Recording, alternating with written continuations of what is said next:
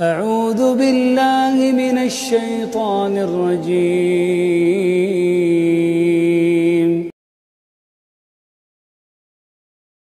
دن چڑھے تک سوتے رہنے والوں کا انجام۔ نبی کریم صلی اللہ علیہ وآلہ وسلم کے سامنے ایک ایسے شخص کا ذکر آیا جو رات بھر دن چڑھے تک پڑا سوتا رہا ہو۔ آپ صلی اللہ علیہ وآلہ وسلم نے ارشاد فرمایا کہ یہ ایسا شخص ہے جس کے کان یا دونوں کانوں میں شیطان نے پیشاب کر دیا ہو۔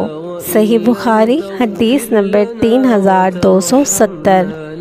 اور جو شخص اللہ کی یاد سے غفلت کرے ہم اس پر ایک شیطان مقرر کر دیتے ہیں، وہی اس کا ساتھی ہوتا ہے۔ سورہ زخرف آیت نمبر 36۔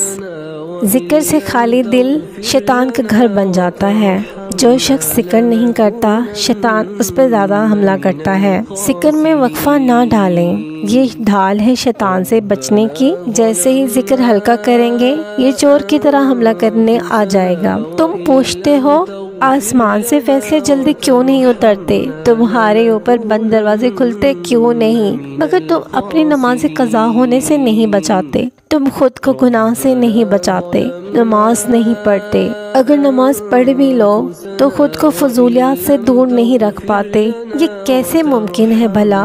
ایک ہی دل میں اللہ اور شیطان دونوں کیسے رہ سکتے ہیں؟ یہ ناممکن ہے۔ پہل تم کو کرنی ہی ہوگی۔ تم چاہتے ہو وہ اللہ 10 قدم تمہاری طرف چل کر آئے تو پہلا قدم تو تمہیں خود ہی بڑھانا ہوگا، اور وہ پہلا قدم نفس پر رکھنا ہوگا، گناہ سے بچنا ہوگا، اپنی روح اور جسم کو بچانا ہوگا، ان تمام ذرائع سے خود کو دور کرنا ہوگا جو تمہیں گناہ کی طرف دھکیلتے ہوں۔